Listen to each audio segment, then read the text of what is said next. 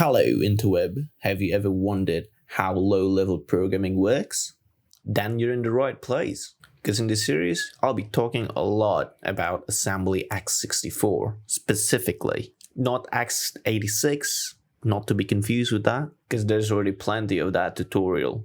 Sadly, there's not enough for x64s. That's why I'm making it, so be prepared, because this ain't an easy one.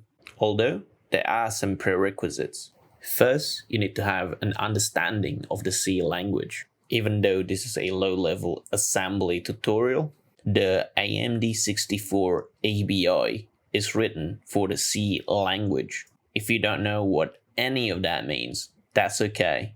Just know that you need C.